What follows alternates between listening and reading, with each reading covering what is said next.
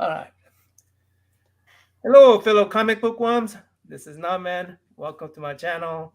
We have a special guest today, Asian American, Vietnamese American. Uh, I'm going to let Otaku Hyung introduce him. So, Otaku Hyung, please introduce our guest, and I'll uh, see if what's happening in our chat room here. Yeah, ever since we made the announcement that we'd be having Jonboy Meyers on the show, I've been just waiting in anticipation to have this conversation, and finally the day has come. So I'm gonna let him kind of introduce himself. But we have Vietnamese American comic book artist Jonboy Meyers. Jonboy Meyers, welcome to the show, and yeah, just tell us a little bit about yourself. Oh, thanks for having me, Otaku and Naman. I'm super thrilled to be here and be on the show and talk to you guys. Yes, I'm Jonboy Meyers. I'm an Asian American comic book artist. I am actually half Vietnamese and half German English descent. And to look at me, you would probably never guess that, because most people never guess it in a million years. So, but yes, it's true. And I've worked in comics now for probably, oh man, 26, 27 years now. So I've been around for a long time. But yeah, I'm thrilled to be here, man, to talk to you guys. And I see Ryan Odagawa's on there. What's up? What's up, Odie? How you doing, buddy? Hey, Ryan. Yeah, he's one of my friends from way back. So Ryan's super talented. He's been on the show too, though, right? So yeah, he did a show, and yeah. he's matter of fact, he introduced us to you. Yeah, that's right. And Yeah. Thanks, Ryan. Appreciate that. Yeah, that guy's super talented, man. It's just like he's crazy talented. Yeah. So I've seen his work, and yeah. Yeah, it's just great to feature all this talent on our show. And yeah, you mentioned you've been in the industry for a long time. yeah. Mm-hmm. And can you tell us a little bit about your origin story? How did you get your start, and what your first published book was, what your first cover was? Oh, sure. So let's see. My secret origin. Let's go way back. I think I started doing my own comic books when I was 4 years old, and that stemmed from my dad was in the Army. He was a military policeman, and that is how he met my mom. It was during the Vietnam War, and then they, kind of came together, got married, and had us. So. But he remained a military policeman, and we kind of moved around a little bit, and we settled in this place in Colorado Springs called Fort Carson. And my dad was a military police there. They're called MPs, and he would bring home comics all the time for us, all the time. And how he would get these comics was when soldiers would get drunk on base, they don't get arrested. They get arrested, but they get taken to the drunk tank to kind of like dry out. And to keep them company, they would always go to the local, it's called a PX or BX, mm-hmm. base exchange or post exchange. And they would buy all these like magazines and comic books and stuff like that and give it to the soldiers to read to pass the time. And at the end of my dad's shift, he'd always bring all these comic books home. So we'd have all these war comics. So I grew up reading war comics mainly, which is like Weird War Tales and Unknown Soldier, Sergeant Rock, stuff like that. So it was a lot of Alfredo Alcala, another great artist, Joe Kubert, a bunch of other guys. Yeah. I grew up reading those. It was kind of grim and gritty, heavy brushstroke, kind of very heavy war comics. And then one day my dad brought home a Captain America comic drawn by Jack Kirby. It was one of the bicentennial annuals where... I have that one. Yeah, where Captain America fights Magneto and the evil mutates Mr. Peepers with the weird hands and stuff. So, and that was my first superhero comic, because prior to that, superheroes were only on we didn't have Cartoon Network back then. We had like Saturday morning cartoons. You had Super Friends. We had Batman. We had stuff like that. So. That was my first exposure to like, what is Captain America? What is this? And then he started bringing them all of these superhero comics, and we used to read comics and started trading comics with our neighbors, and we'd start making comics and drawing our own comics. So I remember working like all week on a comic book, and we would sell them to somebody for like 25 cents. Really? Yeah, it's so stupid little kid thing, right? Because then we thought, well, that's what you sell them for. You work on it really hard and you sell it so we can buy another comic, not knowing that, you put all this work in, you sell for a quarter, then you can go buy another comic. But so that was technically my first published work, was self-published work. And then flash forward, gosh, years later, my friend started a comic book company, and he offered me a job being a marketing director. It was a company called MV Creations. They published a lot of stuff through Image and CrossGen, like all the He-Man stuff and Dragon's Lair, Space Ace, Masters of the Universe, all the Rob Zombie comics. We did those. And then I did that for almost 2 years. And then I did a lot of indie stuff previous to getting a marketing director job. And I still drew comics. I did wore many hats at the comic book company, but left and then decided to kind of make it or break it for me, and decided to put together a submission and send them off to Joe Quesada. And then I think a couple of weeks later, I got offered a job on Marvel Age Spider-Man. So that was my first official pro comic book gig, which was like, oh my God, it was Spider-Man. But then it was like, well, it's a kid's line. And I was just like, still real, still counts, right? So, and then I think my first cover was, my first professional cover was, I think, the Spider-Man Aranio one-shot that I got to do the cover for, because I think Mark Brooks couldn't do the cover for it. So they're like, well, Mark can't do it, so do you want to do it? And I'm like, yeah. And they're like, well, it has to look good. I'm like, okay, yeah, I could do it. Like, let me submit. So I did it, and that was my first official like mainstream one. I don't know if you count any of the He-Man stuff that I did. I did quite a few covers for those too, but there's something about like when you're working for your friends, it's kind of, I don't know if that counts, because it kind of feels like broism a little bit. So, It counts. He-Man. I don't know. Everybody loves He-Man. Yeah, but it's like, because you work there, so obviously you're going to get to do work. So in my mind, it didn't really count. But when I first, I got my first, Marvel and DC for me, it was like professional, like, oh, you're something. And that was actually my first official professional work. I feel like it didn't look professional. Well, let me preface that, like, I probably wouldn't have hired myself, but the grace of God, Marvel and Joe Quesada and C.B. Sapolsky saw something in it. We're like, yeah, you know what? I guess he'll do. So we'll let him do that. So Diego Jim asked, who are your art influences?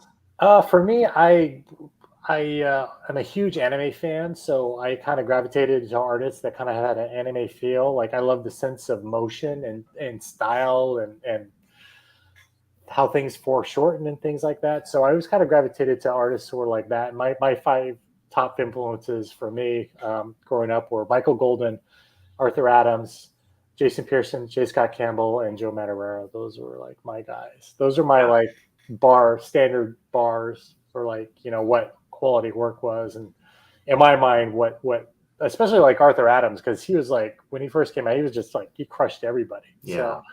So it was pretty crazy. But I mean, as a little kid, it kind of blows your hair back, and like prior to that, I grew up on Robotech and things like that. But then I discovered this anime called Ninja Scroll.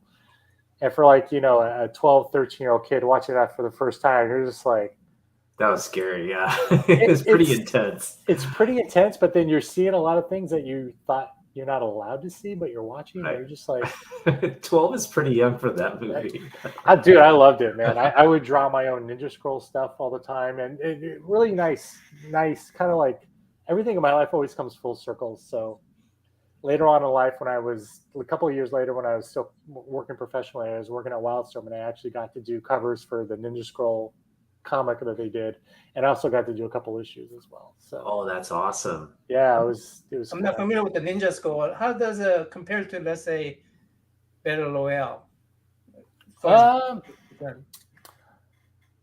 Well, I guess for me, like, the Madhouse stuff is so stylistically on point that, because it didn't have the nonsensical stuff that Dragon Ball Z had, where it was just like Dragon Ball Z is like a whole fight for an hour, and I would watch it. And I'm like, what is going on? Like, it's just this fight.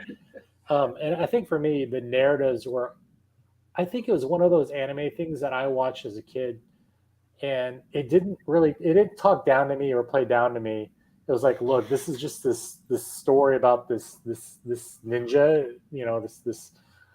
this masterless ninja samurai guy walking around and righting wrongs and things like that. It had an unprecedented level of violence and gore, but it was, stylistically, it was just, I don't know, it made such a huge impression on me, so much so that, I'm like, this is kind of what I want to do I want to do comics like that. And then I gravitated to artists that kind of had that type of style to their work. So, yeah, I don't know. Like, I think Battle Royale completely different, from the sense of like, there's a little bit more of a fantastical element to Ninja Scroll than Battle Royale, where it's just kind of normal people thrusted in these extraordinary circumstances. That said, Battle Royale is still pretty amazing. So, do you also maybe kind of read or at least use as reference manga? Like, do you pick up comic books from Japan? Yeah. You don't know this to look at this picture, but like we just moved, so we're at this, and I've got this big space, but I pushed all these boxes out of the way, but I've got nothing but boxes and boxes of anime books and art books and things like that. So I've got all of that stuff in my studio. I don't speak Japanese or Korean, so it's all in Korean or Japanese. So I don't know what it is, but I know that I like it. And I'm always flipping through these books and trying to just like digest like the design and the sense of things, and try to incorporate it into my own work. Because I think it's just like, I don't know. I'm still that kid who's constantly getting inspired by anime and these things that made such a huge impression on me, and it still does, which is kind of nice, because then it's kind of like I'm always going back to see like, oh wow, well, what's this new thing? And because one of my favorite things to do at Comic-Con is to run the anime books. They have this big, well, kind of medium-sized kiosk, but they have all these new art books, and they always recognize, like, hey, it's Jonboy. I'm like, what do you got for me? What do you recommend? And he just has a stack of stuff. He just says, here you go. Like, why don't you chew on this for a while? This will blow your mind. So I was like, perfect. So awesome. Yeah. And we got a question here too, right? So, oh wow, look at that. Yeah. Wow. That's pretty cool. I have not seen this yet. Wow. That's really? You haven't seen it? No, I haven't seen it yet. So yeah. Already on sale for $249 at the eBay. Wow, that's crazy. I've seen them for hire. Actually, I was looking on eBay to see how much they were, and I've seen them as high as 400. And that actually, I've seen them as low as 300, but 249 is a steal for the 1 in 1,000. So that's awesome. Yeah, it turned out great. Like, I'm kind of torn on the whole Venom with chains thing, because it's Dylan Brock, not Eddie, and for me, I'm a purist. It's like, look, it's got to be Eddie. But they're like, hey, it's still Venom, Jonboy. Yeah, it's still Venom. I don't have to draw that stupid scorpion spider thing. I freaking hate that thing. Because you have this big chest and this skinny little like insignia thing. You're like, what is that? It's like, what is the story on the chain? I'm not, because I'm new to the comic book collecting now. Oh, okay, yeah. So basically, the original Venom is a guy named Dylan Brock, and Dylan has a son. Or I'm sorry, Eddie Brock. Eddie Brock is the original. Sorry, Venom, and he has a son named Dylan. And Eddie fought the progenitor of all the symbiotes, named the King in Black, a guy named Null, and defeated him and absorbed his power, and became this kind of like the new King in Black. So he went off into space to do his own thing and said, "Hey, I got time to raise my son. Here, Venom, take care of my son," and he left.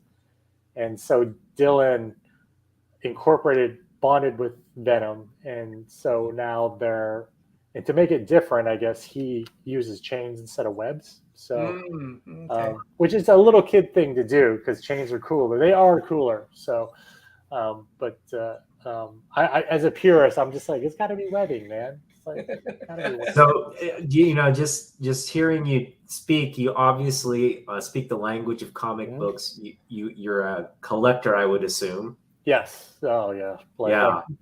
That's my poor wife. Yeah. She's like, you got one of the biggest rooms in the house, and it's all full of art books and comics. She's like, congratulations. We all have 4 wives. That sounds very fun. Yeah. She's making me get a storage space. So she's like, you need to dump all that stuff that you're not reading into there and just keep your main stuff here. Because Mhm. she goes, you need some room to get around. I was like, yeah, you're right. I've got way too much stuff. But I mean, that's the nature of being a collector, because it's not just the cool anime books and the comics. You got to get the toys. I have the hot toys. And I've got the statues, and I've got.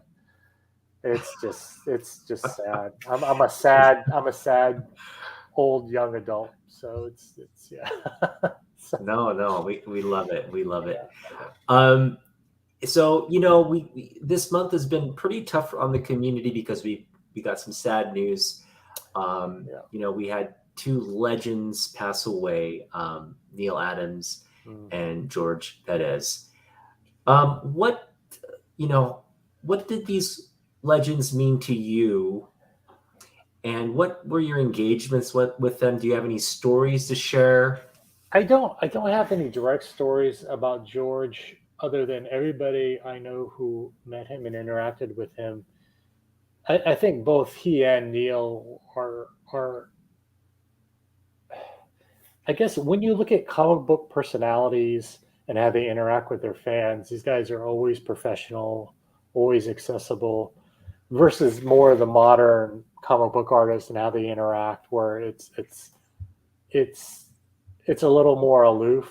Like some of my friends act more like rock stars than anything, and there's a certain type of inaccessibility. And I think with both Neil and George, they were always willing to take time for people, and their work too they were influences, not direct influences, but like, as far as, I mean, every Batman today is what he is today because of Neil Adams. He modernized Batman with Denny O'Neil and made him the Dark Knight detective. He wasn't a campy joke, and I think for George, I think every time we talked about storytelling, like me and my peers were always talking about like how he paces the story, and George was always about story first, because when you look at his panels, everything was in there: tiny characters, big characters, everything you needed to know about a scene. So every time for me, if I'm crying and whining about drawing something, um, I didn't, Neil and George did not have the internet. They just had their wits and their skill, and I think those guys were just man.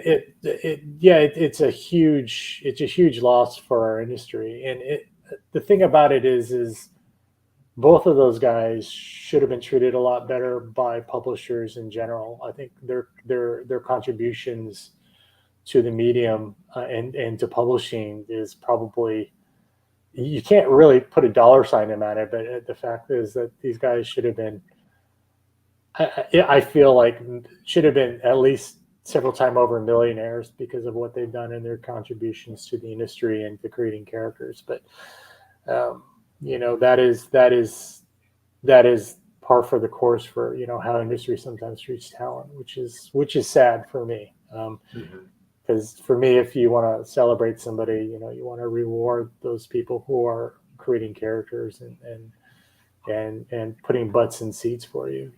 It's what they did goes for the industry and for fandom, goes far beyond just what the page rates they were paid. It makes me sad. It's just like to lose them so young too. So it's just kind of, man, Neil passed, and we're like, everyone's just kind of like letting that process, and then George passes, everyone's just like, it's it's a huge loss, very much a huge loss. So it just happened. Like, it was 1 week we were dealing with it, and then the very next week it was just like two gut punches, so it was hard. But wasn't George? Wasn't he in in some condition before though? Yeah, he was in hospice care. yeah, And I think that's the thing that I'm always kind of like in the back of my mind is health problems too. As an artist, we're sitting for so long, like between anywhere between sometimes like 8 to 14 hours a day.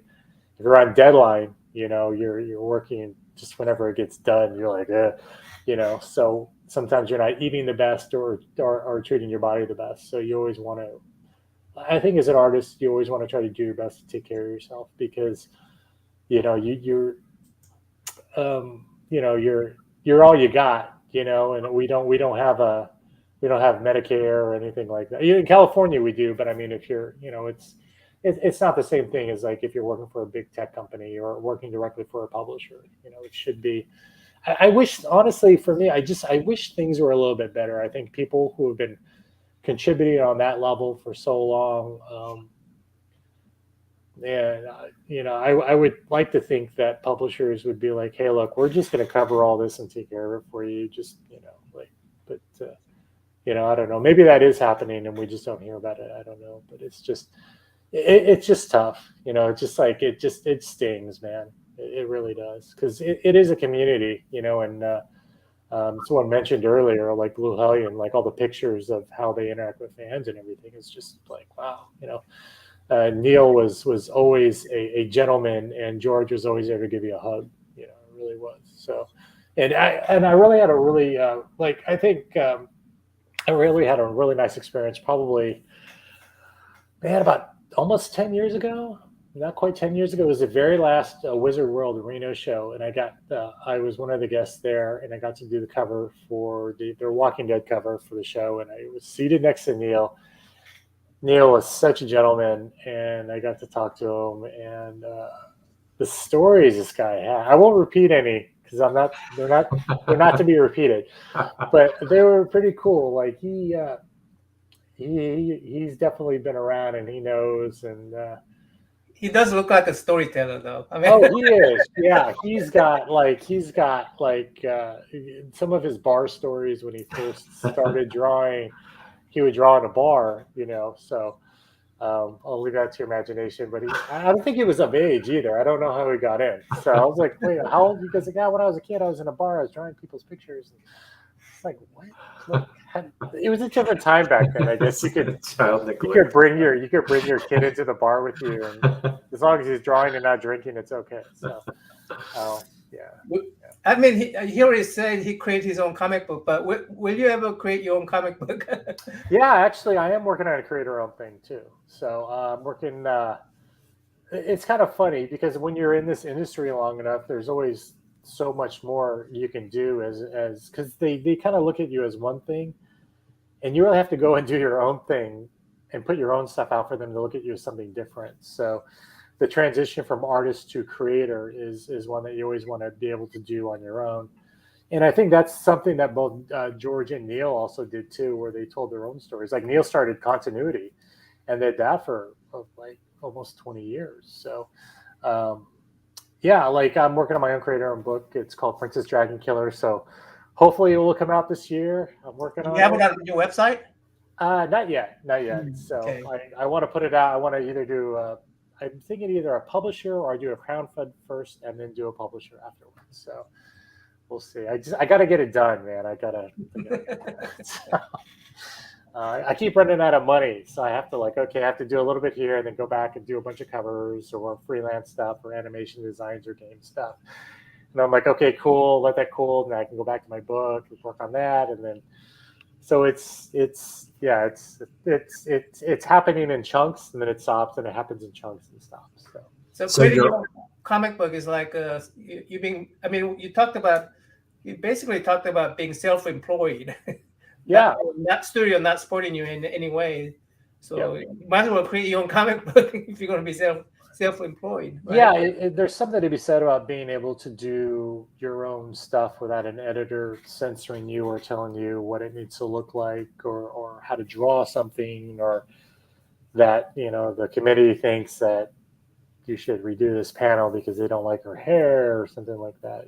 It's you don't have anybody managing the brand. It's just you. So it's kind of nice to just kind of go as crazy as I want. It's not going to be like Ninja Scroll level of violence, but it's going to be pretty cool. Like dragons are going to get their heads cut off. It's going to be people getting their heads bitten off and decapitated, all this fun stuff. So, but yes, probably a Kickstarter. So, Yeah. Or Indiegogo or Zoop or something like that. So, or maybe even Tapas. Who knows? Maybe Tapas. I've never heard of Tapas.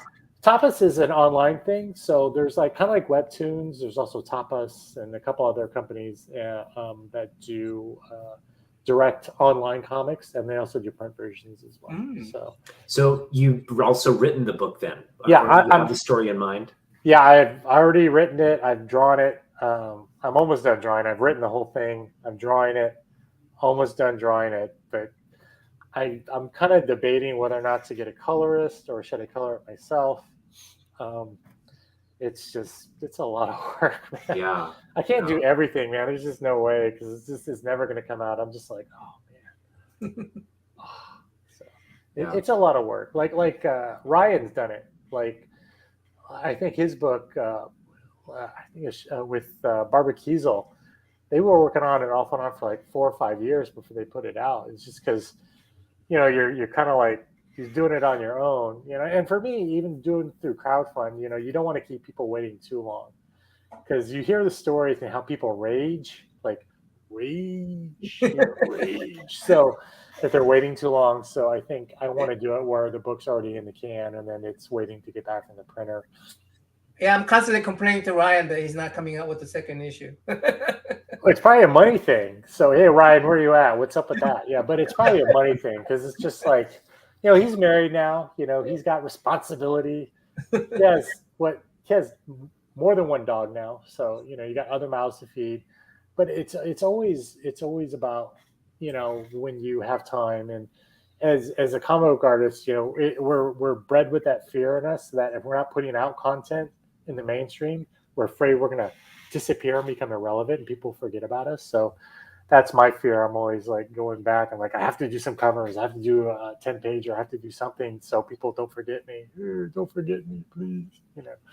So it's this constant kind of paranoia that we're always kind of deal with. And I'm sure Ryan's kind of going through it too. It's almost, I think we're going through like an accelerated version of imposter syndrome. It's crazy. So, and we have a question, right? See, he's saying it. Yeah, it's tough to make the space and time. It totally is, but you have to do it. You have to do it. But, there is a question. So, one comic book writer you would like to work with? I would love to work with Paul Jenkins again. I worked with Paul on Spawn, and that was an absolute hoot. Paul is probably the most collaborative writer I've ever worked with, who would listen to my ideas, incorporate them into the book. We would talk for hours about what we wanted the book to be and where the character to go. So Paul or someone like Paul would be great. Paul Jenkins. He does not get enough credit in the industry. He is an incredibly talented writer and creator, and I would love to work with Paul again. Any other writers? I would love to work with Peter Tomasi. He writes young. He knows how to write young characters really, really well. I'd love to do. I think he's somebody. If I ever got the chance to do Teen Titans again and do it right, he's probably the guy I probably want to work with on that. He would be awesome. I think he would be. He'd be probably like, "Hey, Dream Come True. Let's get Peter on it." And like, yeah, Peter. So he's good. So Naman, can you put up some of Jonboy's covers? Sure. Now, right now, if you look at where Which cover? Anyone's fine. They're all really. I feel bad because I haven't updated my site in a while. Sorry. Oh god. Oh, I love that Superman cover that you did. Oh, this one or the one with the blue background? Oh, this one is that one or this one or that one or the next. Oh, that one right there. Yeah. Oh, okay. That's awesome. Yeah, I like the negative space cover. I should have done more to knock out more of the line art on that. Yeah, that was a lot of fun. Yeah, Superman's one of those characters I never thought I'd ever be able to get to draw, but I got to draw him. So I was like, wow, because I kind of have a cartoonier style. So, but I honestly, I'd love to be able to draw Superman again because this was done maybe 5 years ago, I think, and I don't draw Superman like that anymore. So my style is constantly evolving, getting better. I think hopefully cleaner. So Don't they have a pretty tight control on how Superman should look?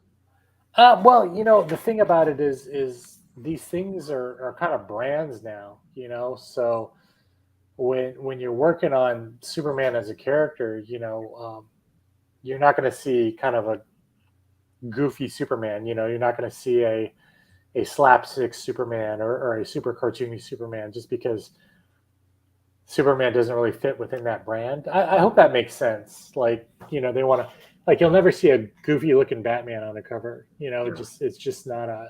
They're pretty strict with the. Yeah, they want to manage it. They want to make sure that it's mature and that it kind of clicks all the boxes and things like that. So I mean, I get it. It is what it is. But yeah, I was very fortunate to get those covers at the time too, because I was like, wow, Superman. I was like, oh, really? Want me to do Superman covers? Like, yeah, I'll do it. So. Yeah. Oh, so long ago. Oof. So we had David Nakayama on. Oh, I love his work. That guy's amazing. His work is, yeah. And we have there's just so many great Asian artists like yourselves, Peach Momoko, Art Germ, Frank Cho. Just the list goes on and on. And I am a big fan of Jim Lee, and it's like Jim Lee, I think, kind of influenced, I think, a lot of younger artists and then help them, come into the industry and promoted sort of diversity, so we have a lot of diversity in the creative space whereas before, maybe a generation before that didn't exist. What does it mean to you to be a part of the Asian American comic book community? And can you talk about some of the connections you've made? I think you mentioned you have a very close friend who's also Vietnamese artist. Oh yeah. I think as a community as a whole, I think it's been an interesting 2 years for sure. It's really nice to see Asian men in particular not so feminized on screen, that we can be sex symbols and we could be powerful. There were certain tropes where it was kind of the atypical Asian sidekick, which I don't necessarily think is a bad thing, but when you're relegating a whole race to that type of role, it's not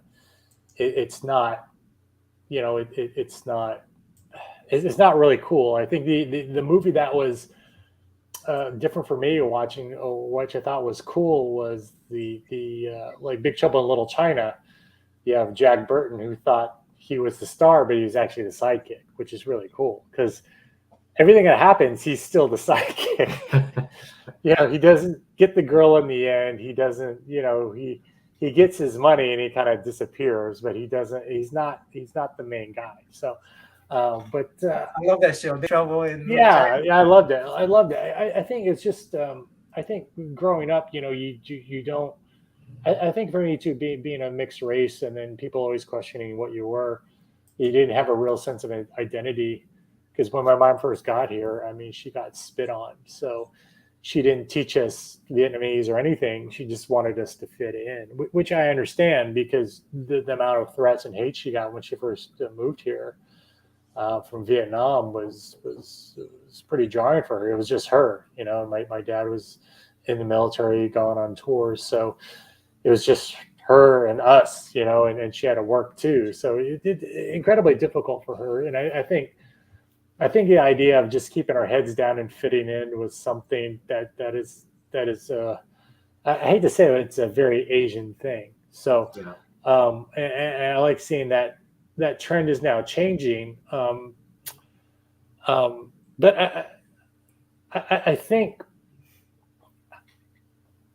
I wish there wasn't such a level of hate that was so attached to it, because you have a lot of guys talking about it, and you can tell there's a lot of hate and pain behind it because they want things to change so fast. And the thing about it is, I think the door is open now and things are changing. You just have to slowly let those things change, because it's not these big machines that are actually doing these things. It's the very few people at the top who's controlling the machines that are keeping that status quo. And now that there's pushback and those guys are aging out and leaving, things are changing. We're starting to see different faces now. My wife and I are watching a show called Tokyo Vice, and it's about a white man who's actually in Tokyo, and seeing how the differences play out now, where you see it. I guess what I'm trying to say is it's nice to see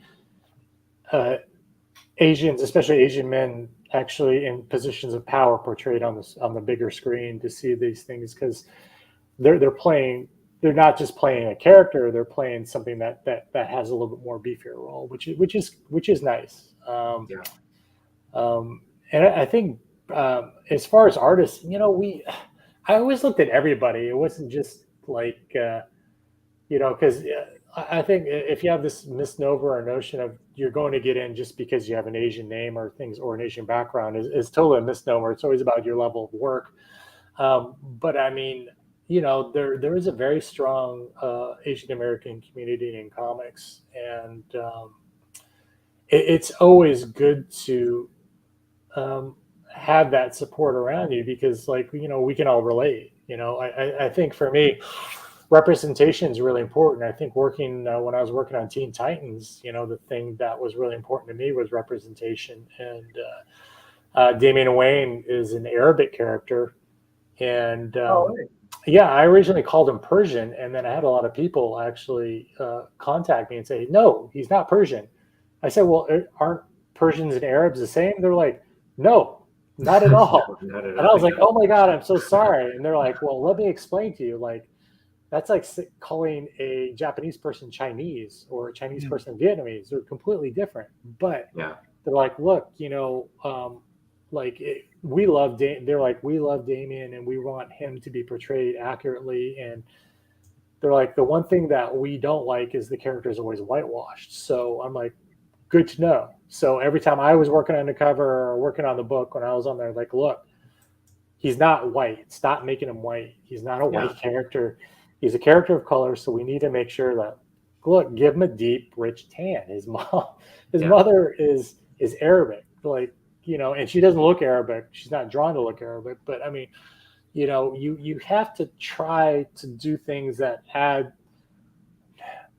I guess for me, it was important for me to see people who I wanted to relate to portrayed on screen. So even on the printed page. So I think for Arab readers, it was really important to try to get at least this one version of this character as right as I could, and making Damian more tan, give him a darker tone, more Arabic tones to him, was a way to kind of do that. It was just kind of sad to see, like, a lot of people that kind of gets glossed over a lot too sometimes, because usually you're not thinking about that sometimes when you're working on things. Like, even as color, sometimes it hardly ever is intentional. It's just sometimes people think, oh well, Robin's white, he's white, do that. Let me ask you something. As an artist, I don't know if maybe it's just me, but Sure. I love the kung fu character from 70s. Yeah, Shang-Chi. Yeah. But I never liked the coloring they did on him. Well, I think when you're talking about Pantone colorings, it's ink dyes and washes within the print mix. So I think there's no excuse for that now, especially with digital color. But I think I know for the people on that book, it was really important for them to try to get it right as close as they could, because I think for that book to exist then and to be, excuse me, around for as long as it was a testament to people trying to get it right. I mean, I loved the book. Yeah, But I love the series, but I just Yeah. never liked how they colored it. Too yellow. I understand, like Yeah. because it goes back to Fu Manchu, and Fu Yeah. Manchu was a very, that was that's the thing that bothers me too, is when you're looking back, as a kid you don't understand it, and as you get older you kind of see it, where it's you do see like all like Asian characters were portrayed like just a deep yellow, and then how, and of course with the slant eyes and the buck Yeah. teeth, and African American characters were portrayed with big lips and big ears, and it just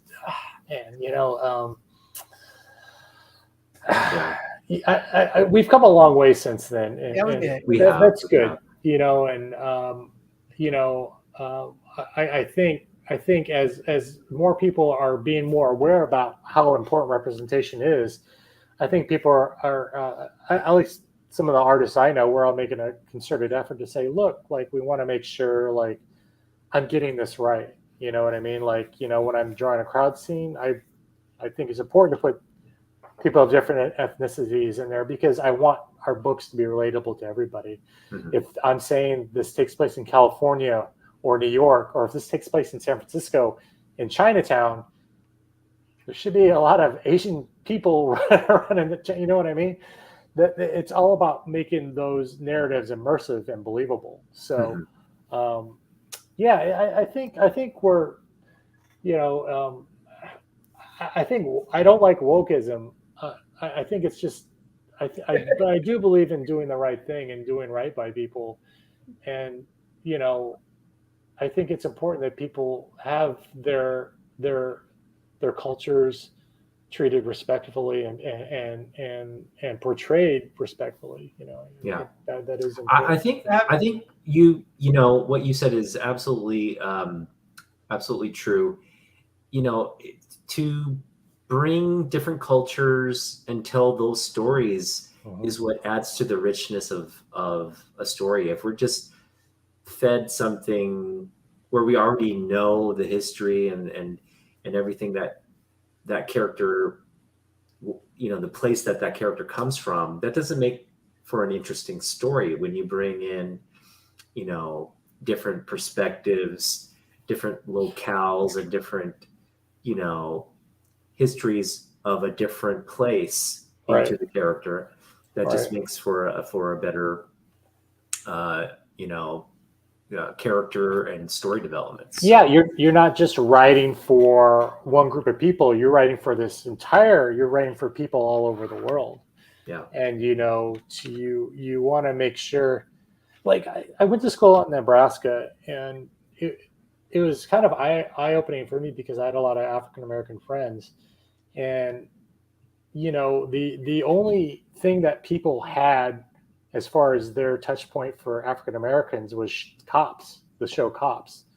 And it did not show African Americans in the best light, but that was their only like real source of what Asian African Americans were, so that was a racist show too.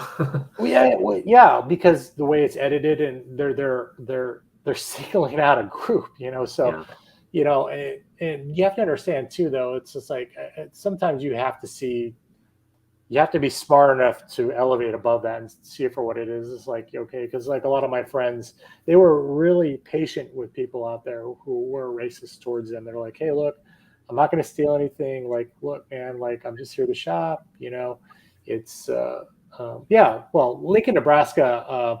Lincoln's a little bit more progressive. I was talking more like I went to a school in Fremont called Midland University, which is a little bit smaller. It's about 40 miles north of Lincoln. So a little bit more small town. I grew up in Oklahoma, so. Yeah. And I graduated from Oklahoma State. Nebraska's great. Nebraska's great. Oh yeah, I love Nebraska. I think I think just people. I think there's if you play too much to stereotypes and people don't have that type of positive interaction, and you only see this one side of things on television, it does create a certain amount of fear because you don't understand a culture and you don't understand the people, and you're kind of judging people based off of these preconceived ideas that you have because of media. So, Yeah. it's not really giving people, it's not always giving people a fair shake. Michael Class is from Kansas, so Yeah. So, but I think, things are changing for the better, and I think it's more of just being more fair and balanced in how you represent people and tell their stories. Because I personally don't think there's anything wrong with a white writer or an African American writer writing about Asian culture or doing an Asian comic book. As long as you do your research, there's nothing wrong with that, because there's nothing wrong with Asian Americans being U.S. history professors and things like that. It's the same thing. So, and telling those stories and educating, it's as long as you're doing your research to get things right and it's a accurate portrayal. I think you got to do people right, man. You can't do them like that, So you don't have to. I'm not one of those people who believe that you have to be that race to write that race, because it's just ridiculous to me.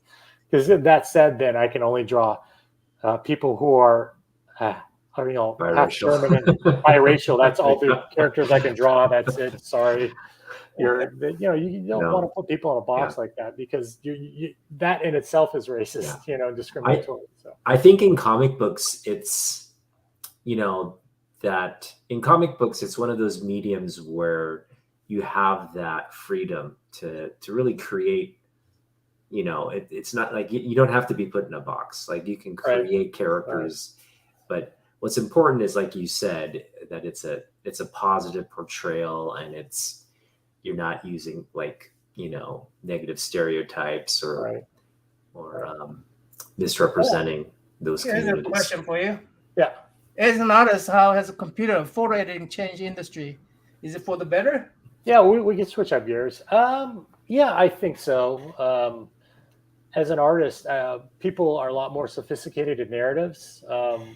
There's a much more concerted effort to focus in on detail and things like that, because people are a lot smarter now about story, because they've had these opportunities to binge shows and get the fuller picture, and they want more narrative, they want better portrayal, they want a little bit more grounding in the work, where it's more real or has much more of a real, even if it's cartoon, you still want to have a kind of a real world element to it, to where things feel like they're supposed to feel. So it helps out a lot, because if I'm doing a comic, and like I did a book with Chris Claremont, and it took place in India, and I was like, dude, I have no idea about India.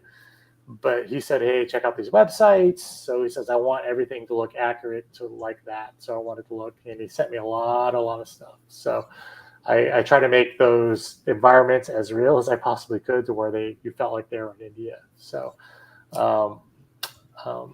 can we focus on your Teen Titans? Sure. I'm actually, seeing these for the first time here. Oh, cool. Right on. Okay. And Kid Flash. I mean, it's really amazing work. Oh, thanks. How much? Obviously, you reference the new Teen Titans by George, but what was your approach to these characters, and how did you have a different mindset or approach for? I did, actually. I'm glad you brought that up, because that ties back to George. So my first exposure to Teen Titans was the Wolfman Perez run. That was something that was like, Teen Titans, holy, like, bleep bleep, this is awesome. As a kid, you're like, man, this is awesome. So and George had such a prolific run on that and design sense, that when I was working on those designs, I'm like, look, I want to go back to the most popular versions of those characters, and that was under George and Marv. And so I took those designs and I said, look, I'm going to go back for Beast Boy classic colors. I'm going to red and white. I'm Starfire, I'm going back to classic colors. I wanted to be a lot more modest with her. I'm not too big into. When I was younger, I thought it was really cool, and then I grew up, and I'm like, man, that was really stupid and juvenile. So, and of course, Ra's al Ghul too. I made him a little bit deeper, more Arabic looking. I gave him things that felt a little bit more Arabic, a mix between Arabic and Asian influence. I know Arabic influence. My friends were telling me that there's not a lot of golds, but in Asian culture, especially in Chinese, a lot of gold. In India, a lot of gold, a lot of gold. So he's been around for a long time. I think he would incorporate all those influences. So I wanted him. The idea, like, I never liked the pirate shirt on Ra's al Ghul. I hated it.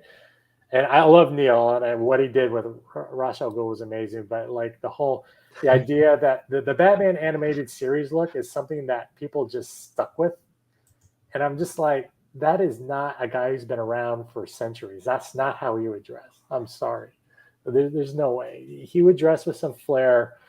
And I always felt like, you know what? He would be kind of old school villain. So I would probably like do furs. I would do armor. He's a warrior. This guy's probably, in my mind, he's been around for thousands of years. Next to Vandal Savage, he's probably the smartest tactician ever. He's probably one of the best fighters in the world, probably one of the most smartest men in the world, next to Vandal Savage. I don't see how this guy could lose to Batman. I really don't. So that's always been my bone to pick. Is like I think Ra's al Ghul loses to Batman on purpose because he's trying to level up Batman because he wants Batman to be his heir. In my mind, that's why he lets Batman win. He's training him, basically. Yeah. Well, he's trying to groom him, right? In my mind, he's trying to groom him. So, because there's no way, if a character's been around for hundreds of thousands of years, you would think, like, there's no way. You can't be that much of an idiot. Come on, man. No way, right? So, yeah, I wanted to get versions right, but then when I had some room to actually fixed narratives that in my mind that I thought were really broken as far as design, then I would try to do that. But I think as far as the classic go-to designs that George had done, all I did was just reinvent them. So I can't take full credit for all that because my inspiration for that was what both Marv and George did. It was just like, you know, I don't want to reinvent the wheel here if I don't have to. It's like, look, they did a great job. Like, this is what it should be. Because that's their most popular version of those characters. So, yeah. No, I think you did it. Yeah. I think you did a great tribute to what they created. So, I wish I would have got to talk to him about that and see what he thought. But George is so nice. He probably like, they're amazing. Like I did get to talk to Marv, and Marv enjoyed it. So I was like, okay, well, I guess that counts, yeah. That does count. That does count. But like from artist to artist, you really kind of want like, hey, are you cool with this? You know, so I'm sure he was. Yeah. Yeah, I'm sure he would be. He was such a cool guy. Even if he hated it, he probably wouldn't tell me. So, like, yeah, it's okay. So, but yeah, this is all Inhuman stuff too. So I got a chance to reinvent those guys a bit too. So which was nice. Do you have fun drawing these?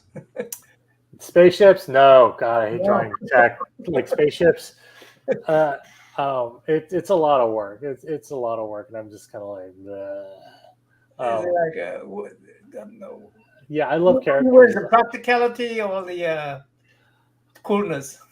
Well, I like designing tech to make it look different because I feel like a lot of stuff always looks the same. So when I was designing the Inhumans, I kind of wanted them to look different because the idea of them running around in superhero costumes is kind of ridiculous to me because they're aliens and they had their own language and their own culture and their own design. So when I did that, I wanted their costumes to feel regal, but at the same time practical.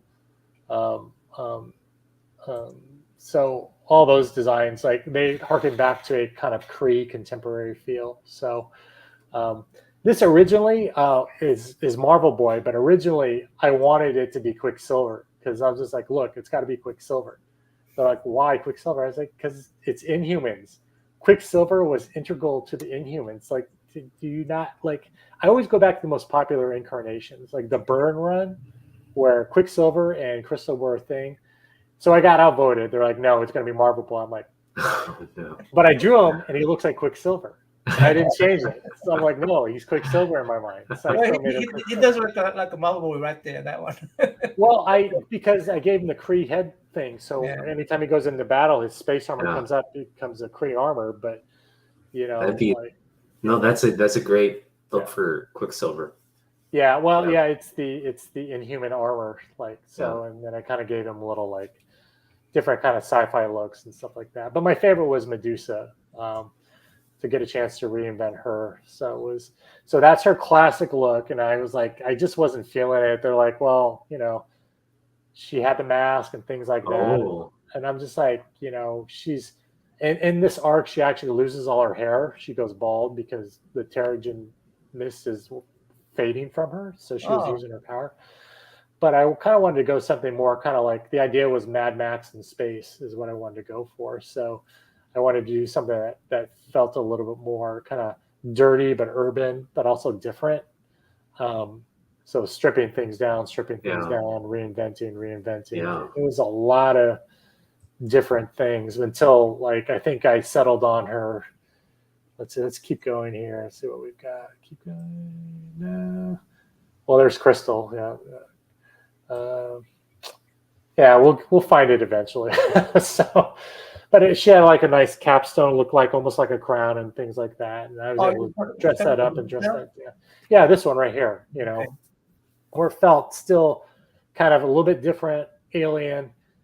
She had her kind of regal stuff on there, and then you take that off, strip down. It's more of her like battle ready kind of badass uniform where she can go and do her own stuff. So, yeah, I mean, it's fun doing design, you know, and because it's a chance to actually, yeah, she did go bald in this, but she's okay now. She got all her hair back. So, but is it safe to mention bald? yeah, yes, of course. Why is it unsafe? I don't understand. Well, I think we're talking about representation, and I think when you're thinking about a culture like the Inhumans, you want these characters to have a design sense that's cohesive but different from everybody else, because they are a separate culture. They should have a different type of a separate sense of identity. You know, you always want these characters to have a separate sense of identity of who they are that separates them from everybody else. Because I think the thing about comics is you can get very lazy in the sense that, for me, you want to make these worlds feel big and different. And that takes time and energy to do it. And a lot of people, they don't want to put the work in. They just want to get the work done and move on. They don't want to add to the narrative. And for me, I always want to add to the narrative. Like, hey, like, I want people to think of when they think of Inhumans, like, hey, Jonboy got it right. It should feel something like this. Like what John Byrne did on his run, how the city looked, that's kind of how it should be. Yeah. And the people and their style of dress should look different. The way they do things and say hello should be different. These things, it's a really good way to, like, kind of, you're showing people that it's okay to be different and to appreciate a culture. And you're not doing it by beating people over the head. You're just telling a story about these people. So I think that's the little victories that we can always do, you know, in being a comic book artist and trying to change opinions is show something different, show that change that you want to see in the world, where it's like you can show something that's different and there's no fear around it or anything like that. It's just, oh, well, these guys are aliens and it's totally cool. It's okay. So, yeah. Anyway, yeah. Well, so almost an hour. So. Oh, okay. Wow. But before we do the giveaway, I just want to sure look at the Boba Fett cover. Oh, sure, yeah. That's what I'm giving away. I guess that's perfect. Let's talk about this. Yeah, I mean, what does this character mean to you? What is you obviously grew up in the Star Wars generation, right. Or maybe just a little after, but right in the middle of it, the thick of it. And so just talk about how you approach this, because this is a beautiful cover. Oh, thanks, man. Well, for me as a kid, when we saw Boba Fett, we're all like, "Oh, he's so cool," and he didn't talk much. The thing about Boba Fett was it could be anybody under the helmet, and I always thought I could be Boba Fett as a kid. Yeah. And I think that was part of a kid being able to project himself onto a character. I think that's why it resonated for me so much. I think is because he's a character that I could play. That because there wasn't a lot of Asian characters in Star Wars either. So, um, and to see that was kind of cool, I thought. But I mean, it's either when we were playing as little kids, it was either Han Solo or Boba Fett. It's kind of like Storm Shadow or Snake Eyes. Growing up, when you're playing G.I. Joe. Honestly, there's some of that about I was at the Storm Shadow camp. Yeah, I was Snake Eyes, man. I love Snake Eyes, but I honestly I love that character so much. And when I had an opportunity to do a cover, I was like, of course I had to jump at it. Because it's when you get to work on these things that mean so much to you as a kid and make a huge impression on you, because Star Wars made that indelible impression on every kid, where it was just like, there's something about mystery characters that you kind of projected onto. You're just like, oh, I want to be this character. This character is so cool and mysterious. So it's always like, your bucket list when you're growing up. It's like you want to do these, you want to contribute to the narrative, like what is a cool image of Boba Fett. So right. And then try to do something that somebody hasn't done either. It's just like, well, that's the thing. Like, it's hard to do something that's been done, like the Venom you did, or just the Boba Fett, the Spider-Man.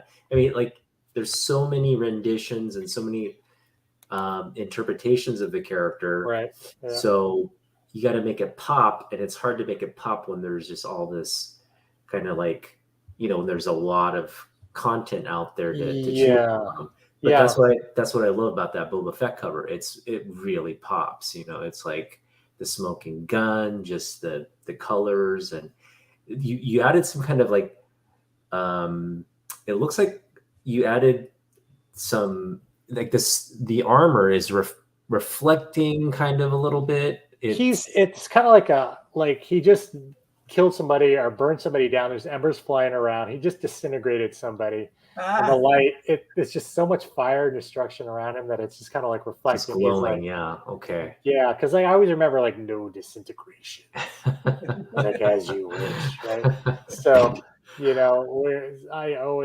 awesome. Yeah, so I wanted to do something right. I wanted to do something that hasn't been done, but I mean, it's so hard, like trying to come up with a concept that people haven't seen or has been done. And I had my hot toy Boba Fett. And I was like trying to pose him like, what hasn't been done? It's like, well, I'm sure this pose exists somewhere. It's like it's such an iconic character, and there's people that do like, I think for this book there's like over 20 covers or something for this whole series. There's probably 40 or 50 covers total, and everybody wanted to do their own love letter to Boba Fett, I'm sure. So it's just trying to do something that somebody hasn't done yet. You're just like, okay, you want to, So oh wait, beautiful. This is out of stock? Yeah, sold out, man. All gone. Yeah, oh man, this is for good reason. Well, what I'll do is, if you guys want to do a couple giveaways, I'll send you guys a couple sketchbooks, and I'll send you some Boba Fett books. So if you guys want to do a couple giveaways, don't just save your money. I'll be more than happy to send you guys a couple copies on me. Oh, that would be awesome. Yeah. Thank you so much. Yeah. Okay. If you send it to us, I could still send it to these people. So okay. Yeah. It's fine. Like what I'll do is just PM me after we're done. Just like Instagram me a good address to send stuff to. I'll put together a little care package in the next few weeks and ship it off to you guys. And then just feel free to keep a copy or two for yourself if you like. No pressure. So A and B copy. This is a set right here. Yes. And then another one is so first place, second place. Which guys want first or second place waiting? I'm asking the chat. Oh, Let's work our way up. So start with the second place. Second place is just your COA copy of trade one. How's that? if I've got COA copies still, I will check. I Okay. think so. So I'll have Okay. to check with my agent. She's the boss. I was like, do we have any of these? She'll be like, yes, no, maybe. So. Okay. And then, Okay. of course, we have the Virgin variant, of course, too. And I think we have COAs on that, too. Well, whatever. Again, one is better. One is going to be better than the other. Which one you guys want? The version, yeah. I think Naman got so excited he froze. But however you guys want to do it, that's fine. Just let me know what you need. Like, wait, okay. I can send you both issues. I can sign them. And if I have COAs on them, I'll include the COAs. So, and then I'll send you a couple of sketchbooks as well to get. Wonderful. So, that'd be great. Yeah. All right. I don't know what happened to Naman, but I'm sure. Let's assume he got too excited. He's moving too fast that he just froze in time. Probably, maybe unplugged his PC or something. What happened, guys? You froze. Yeah, you froze. I froze. You're back now. Okay, I'm back. Okay. Yeah. So what's the hashtag going to be? Jonboy? I just wanted to give Jonboy an opportunity to, talk about, some upcoming projects or what he's working on that he can talk about. Yeah, sure. I'm working on covers. I'm working on an Aliens cover right now for Marvel. I'm working on another Venom cover. I'm doing a slew of Harley covers for DC. I'm working on my creator-owned book, Princess Dragon Killer, and I got this. I have to share this story about breaking into comics. It's going to go a little over, okay? But this is just for the nosebleed seats, okay? So this is Comic-Con. This is probably at least 20 plus years ago, at least 25 years ago. It was myself. I met a guy named Scott Lebdell, who's a writer. And he's like, hey, I really like your work. He saw my work in lines, in the Marvel line, and he liked it. He's like, meet me back here tomorrow. I'm going to show you around. I'm going to try to get you some work. And I'm like, oh, this is it. I'm going to get a job. Like, great. So I came the next day, and then these two other guys came. And one of them was an artist named Sonny Lee, very talented artist. Another guy was a guy named Dustin Nguyen, who is a Vietnamese artist. He's Vietnamese, I guess. Vietnamese. I think Sonny's Korean. I think. So it's the three of us. So we're like, oh, cool. It's like, all right. So Scott Lebdell took us to everybody at the show. He's like, hey, you should look at these guys' work. These guys are really good. So we went to WildStorm, and then we went to Extreme, and we went to Marvel, and we went to DC, and went to Dark Horse. And I was on cloud nine. We're all on cloud nine. We're like, oh man, I think we're going to get a job. This is going to be great. Oh my God, like this is so good. So Scott said, hey, come back here tomorrow. Let me know how things went. So we all came back the next day, and Dustin came back. He's like, oh my God. We're like, what? He goes, I got a job at WildStorm. We're like, oh my God, that's awesome. Oh, wow. We said DC. So we're like, oh, I think DC or WildStorm, one of the two. We're like, oh, high five. This is so awesome. And then Sonny's like, I got a job at Dark Horse. Oh, we're like, oh, high five. They're like, Jonboy, what did you get? I was like, yeah, I didn't get nothing, man. They're like, everyone's like, it was all awkward. It was like a minute of silence. We were like, oh shit, like, what do we say here? We're like, Dustin's like, well, that's okay, buddy. That's all right, man. You'll get him next time. He's patting me on the back. It's okay. And they're like, oh man, but Dustin's all, that sucks. That's just like, it does suck. But you know what? It worked out because I want to say 10 years later, I actually got my break, which is my break that I told you guys about. Yeah. So what's the takeaway on that? My takeaway is that I still kept in touch with those guys. I'm still friends with those guys to the day today. I don't talk to Sonny as much as I should. I probably don't talk to Dustin as much as I should, but every time I see those guys, I got nothing but love for them.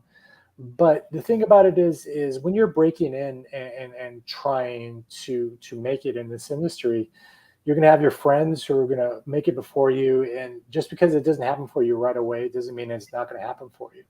The thing about it is that means you just need to keep working and doing your thing and work harder and keep trying and do better and do better and do better. And your friends and my friends are always there to support me, to give me advice, to push me along, to cheer me on.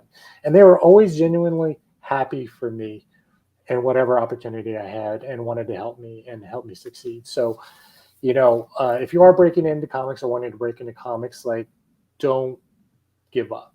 It is a marathon. It is not a sprint.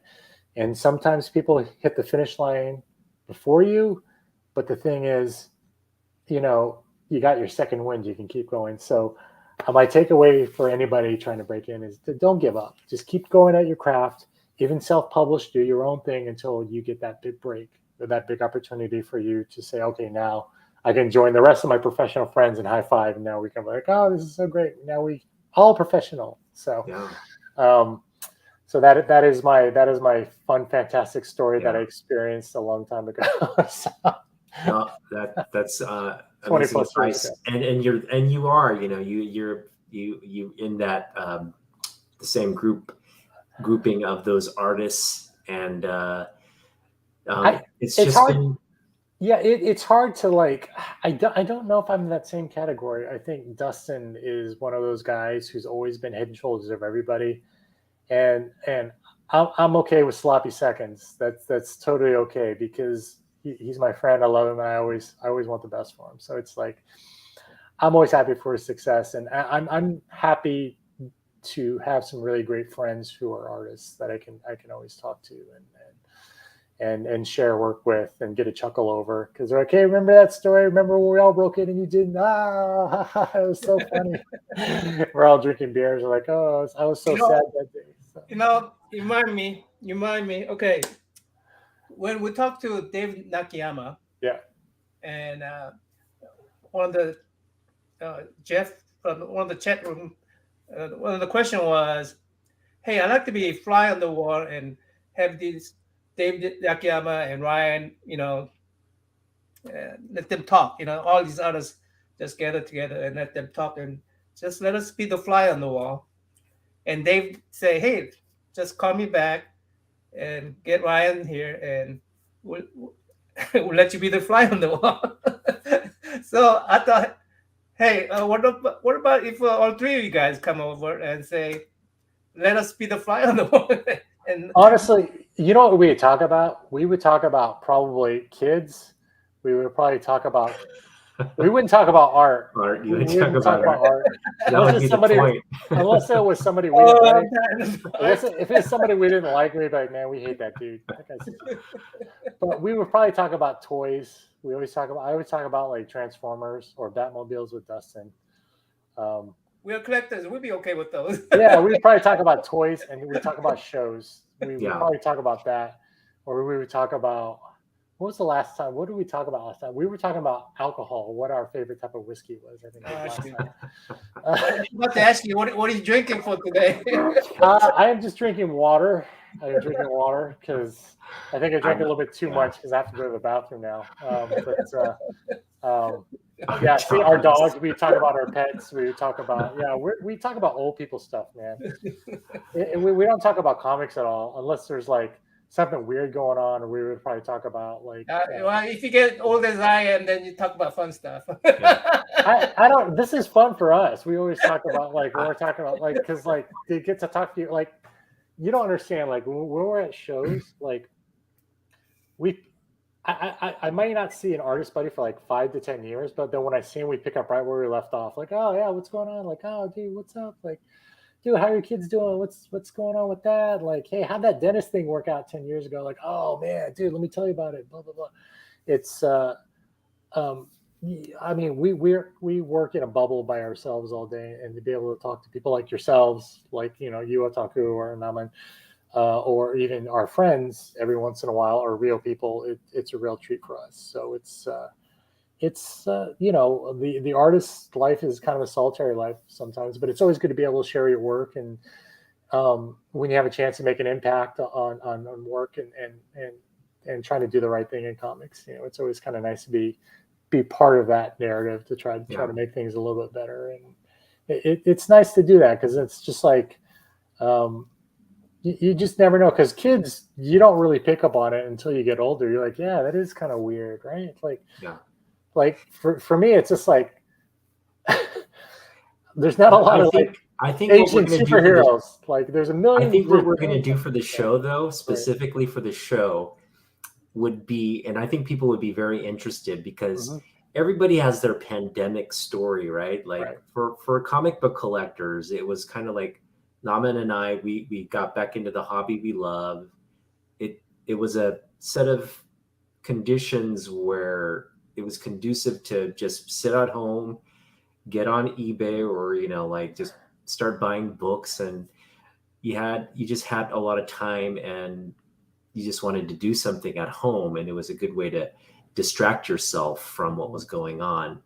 And I'm sure you creators also have that coping mechanism, whether you were putting out just drawing more, or those pandemic stories. So I think that would be an interesting thing to maybe talk about, like how you guys yeah, like I guess for me it was kind of business as usual because like I've been working from home by myself off and on for like 25 plus years. So it just meant that I couldn't go to the movies as much, and when I went to the store I had to wear a mask and gloves. Yeah. Were you finding yourself being more productive? Initially I saw a slew of work actually disappear, which was like, whoa, I had all these jobs canceled. What's going on? And they're like, okay, COVID. I'm like, okay, cool. Well, then I took that as an opportunity to work on my creator on a bit. And then things geared back up. And then I started doing more retailer covers. And then I saw this huge explosion in people buying original art. And then the back issues exploded. So I started my own web store and and made that bigger.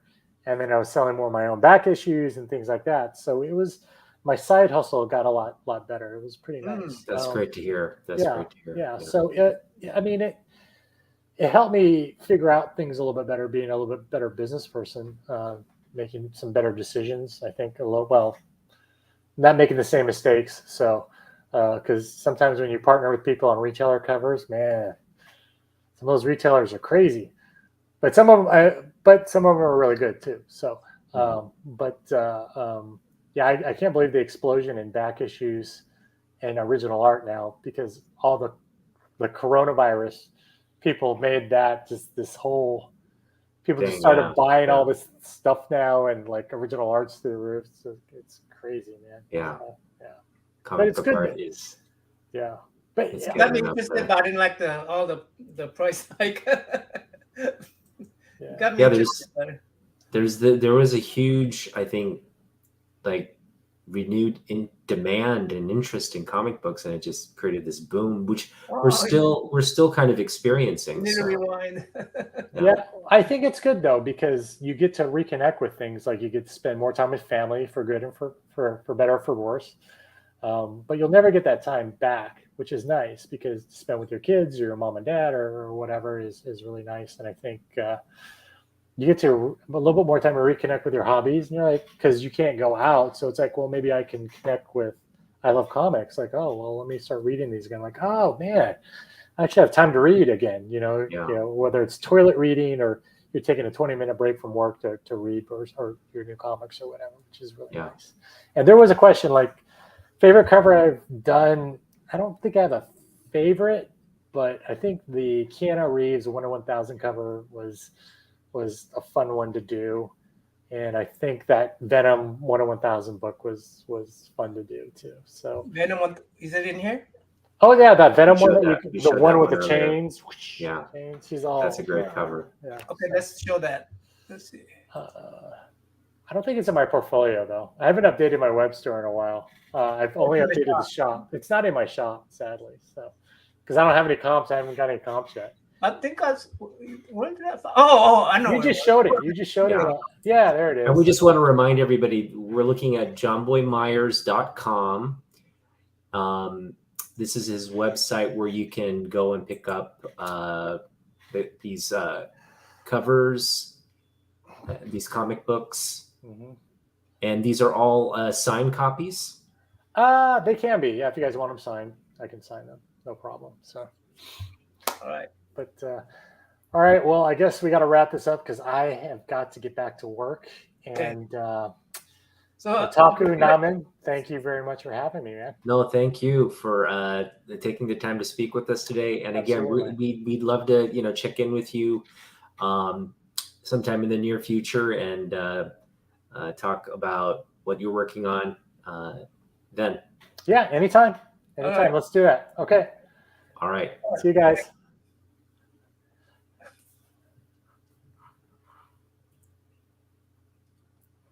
Okay. We are going. Wait, John. I think we're still live. No, okay. I wasn't gonna go yet. I was gonna give something away. Yeah. I have to use the bathroom. Is that? Yeah, John. Go ahead and go jump off. All right, I'll be right back. Okay. You'll be right back. Okay. All right. He's been drinking a lot of water. I didn't get to drink my beer. All right, guys. Let's give something away. There's only 9 of you guys, so let's call it hashtag Jonboy for the second prize. And what this is, Jonboy's going to send some covers, and they may be Boba Fett covers. Yeah, they may be Boba Fett covers or not. This is second prize. Okay. Yeah.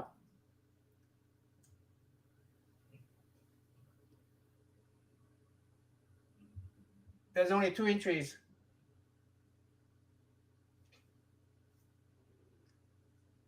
Three.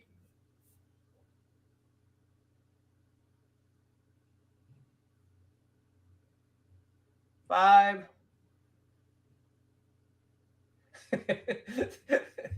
No, not here. What I guess? DC Irish is here. He wants you to eat that comic book. They're trying to make me eat the comic book. There's a guy that's trying to get him to eat a comic book. What, me? Or no, trying to get Naman to eat a comic book. Oh. Don't do that to him. Don't do that. So what's going on here? What is? I'm collecting, and there's 9 entries. So I'm gonna go ahead and say hashtag Jonboy and draw. So let's see who wins.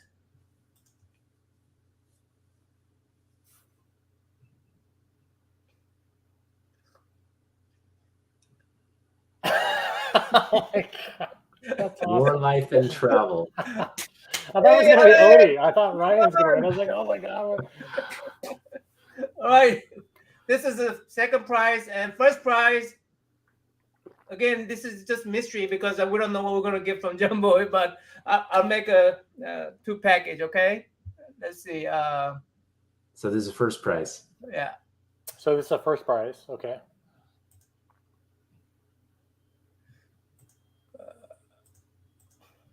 What's the hashtag, Jonboy? What do you want the hashtag to be on the first prize? How about first prize? Hashtag first prize.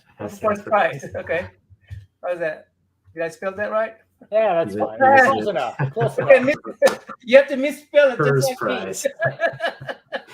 First prize. First prize. If you're a smart ass, you're not gonna win it.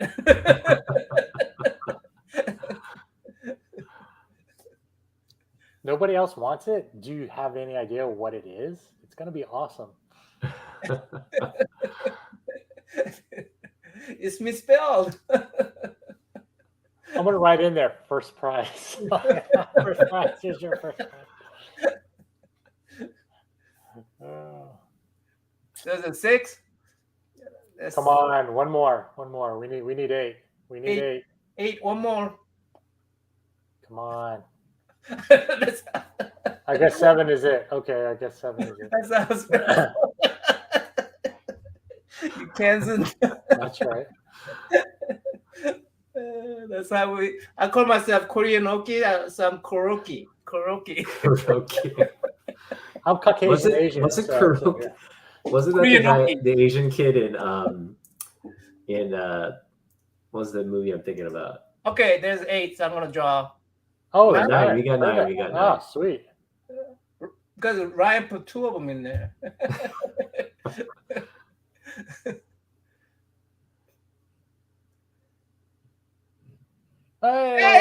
He's Irish. All right. He's Irish. Congratulations. All Guy right. was trying to make me a comic book. Wins a comic book. Man.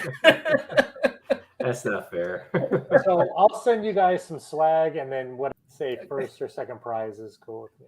So, All right. Awesome. Congratulations, big winners. Thank you guys for tuning in tonight. We really appreciate the support, and thanks for tuning in. This has been a lot of fun. I don't really get to talk about because nobody knows I'm like half Asian. Everyone's like, I always get like half black or Hispanic or Persian.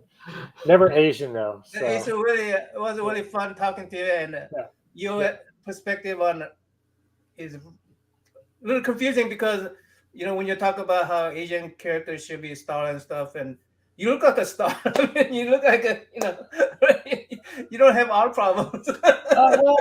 well, you know what? Like you say that, but I've had my fair share of being pulled over and harassed. Oh really? Oh yeah. Oh man. Yeah. So that's a problem when you. Okay, so like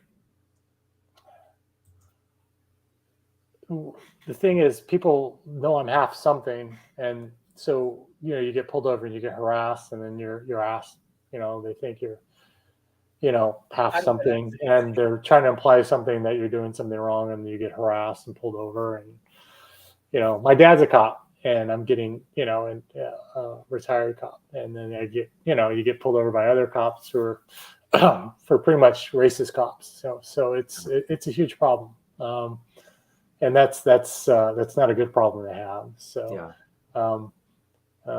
it's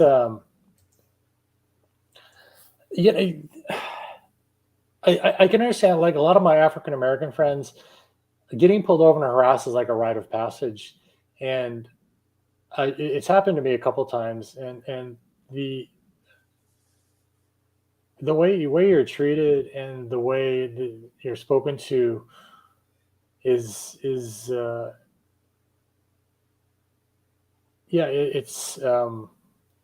a superpower to like crush people like that, I probably would. It's a certain amount. I can understand people's frustration and anger and rage over that, and the fact that it's happening with people that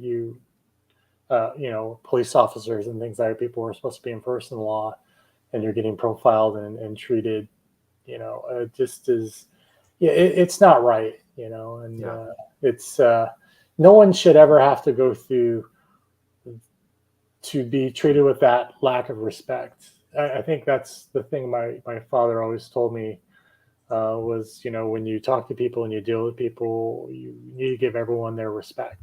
If you respect them, they'll respect you. Even if they're breaking the law, you give them respect, they won't give you any trouble. Like, hey, look, like, what you did, I got to take you in. That's it. So, no, man,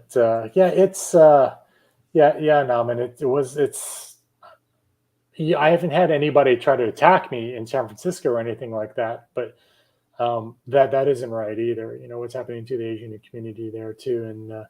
And I think just as human beings, I feel like, not to get on my soapbox, but I think, as human beings, as people, we read comics and read about these heroes who step in and do the right thing. And, we can be that type of hero for somebody else too. When we see things that are going wrong or something, people always want to look the other way. It's important to stand up and hey, call people out. Like, hey, this isn't right. What you're doing is wrong. Like, hey, look, like, because, like for me, I'm not going to stand there while I see somebody get pushed or attacked or something like that. It's like, come on, man, that's not right, Yeah.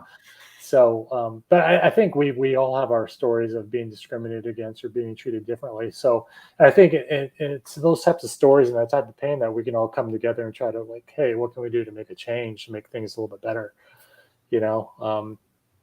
because you're right. I don't look Asian.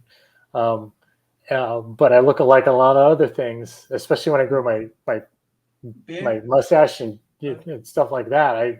People like, it's completely different. And I tough. think it's tough. So I think, the Asian community is so diverse. It's you can't really, people have this image of what the Asian community should Oh, look yeah. like. Oh, And yeah. they have their stereotypes, but I mentioned the other day, you're talking about a large swath of the planet, so many different races, so many different ethnicities, so many different languages. It's a broad group. So I think people, when they have to redefine, when you say Asian American, you have to really approach it from a more broader perspective than just like what in terms of like East Asian cultures. You have to really broaden that. Alex is half Korean and half American. She'll be on soon, sometime next week or within the month of May. That's cool. Yeah, that's cool. So we'll have a half Asian American female perspective. Yeah, I think that's important, because I think that the differences, I mean, it is always good to hear other people's stories, and even some of the painful ones. But I think it's in those experiences that we can create real change, and we could talk about things. And because no one needs to be of a certain race in order to understand what it feels to be marginalized and disrespected or attacked or put in harm's way. So I think it's a good thing that we're talking about these things, and these things are a little bit more open now to be discussed in a larger forum. And I think it's great that you guys are doing this, because there are a lot of creators out there that it's like, hey, it's kind of nice to know everyone's secret origin and how they got in and where they come from, and understand their point of view, and why, if they're doing things to make change, and why they do certain things they do in their comics, or how they draw, or what they do, or why it's important. I think it's part of, it's kind of, I think it's our own way of trying to make the world a little better place, just a little bit, so, but for sure. I'm sorry. I don't mean, I keep rambling, because it's like, hey, it's an hour and a half. Everyone's like, dude, this guy won't shut up. Love it. No. Well said, brother. Well said, brother. Yeah. I am just happy to have connected with you. This was just a great conversation. Sure. And again, hopefully we can continue to do this and stay connected. Yeah. Yeah, absolutely. Anytime. And PM me your info, guys, so I can send that stuff out. So we'll do. Okay. Yep. All right. Until next time. See you guys. Have a good night. Have a great evening. Thanks, chat room, guys. Bye. Yeah.